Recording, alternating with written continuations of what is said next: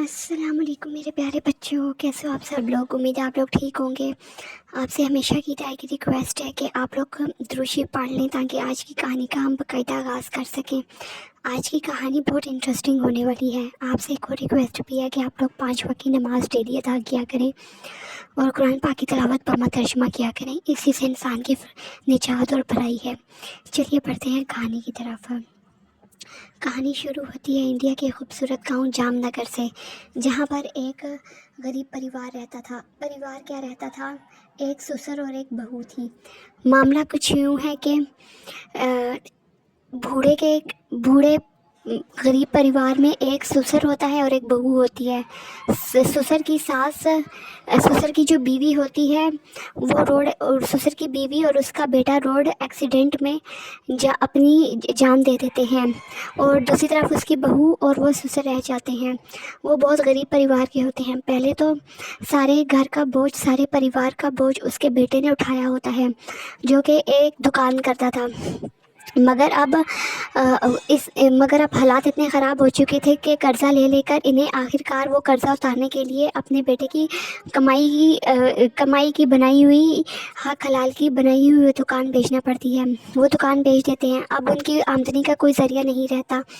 وہ سسر اور بہو بہت پریشان ہوتے ہیں۔ بہو بھی بہت نیک ہوتی ہے، وہ اسے بھی اپنے سسر کا بہت خیال ہوتا ہے، حالانکہ لوگ اسے کہتے ہیں کہ اب تو تمہارا کوئی بھی نہیں رہا، تم اپنے ماں باپ کے گھر چلے جاؤ اور دوسری شادی کر لو، چھوڑ دو اس بوڑھے سسر کو۔ اس بوڑھے کے پاس کیا رکھا ہے؟ کیوں اپنی جوانی پر بات کر رہی ہو؟ کیوں اس کو سنبھال رہی ہو، اس کی دیکھ بھال کر رہی ہو؟ چھوڑ دو اس بوڑھے کو اور اپنی اگلی زندگی کا سوچو۔ لیکن وہ بہت نیک دل خاتون ہوتی ہے۔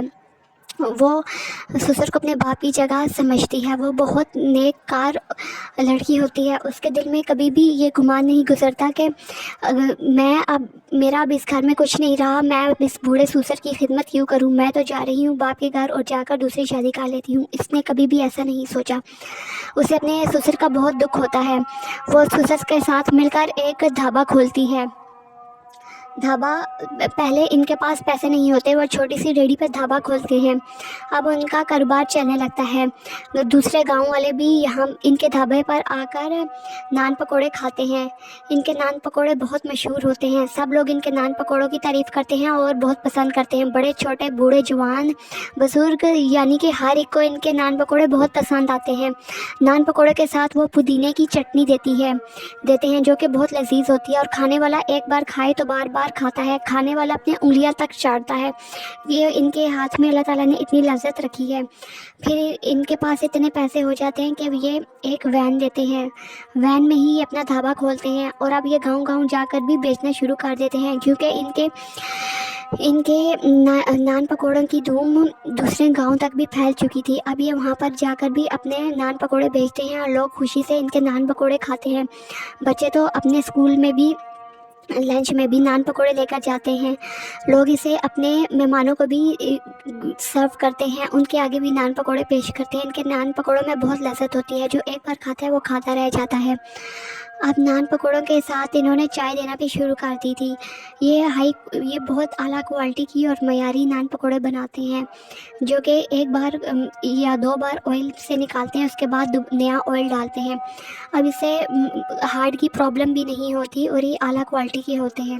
لوگ ان کے نان پکوڑے کے دیوانے ہو جاتے ہیں۔ اب ان کا کاروبار چمکنے لگتا ہے۔ اسے ایک ہی اپنا گھر بناتے ہیں اور پرسکون زندگی گزارتے ہیں، اور اللہ تعالیٰ کا شکر ادا کرتے ہیں کہ اللہ تعالیٰ نے ان کو اس مصیبت سے نکالا۔ وہ ہر وقت، ہر لمحہ اللہ تعالیٰ کا شکر ادا کرتے ہیں۔ وہ 5 وقت کی نماز ادا کرتے ہیں اور اپنے رب کے حضور شکرانے کے نفل پڑھتے ہیں، اور یہاں اس خوبصورت سی کہانی کا اختتام ہوتا ہے۔ دوستوں، آپ سے ریکویسٹ ہے کہ میرے چینل کو سبسکرائب کر دیں اور بیل نوٹیفیکیشن کو پریس کر دیں۔ شکریہ۔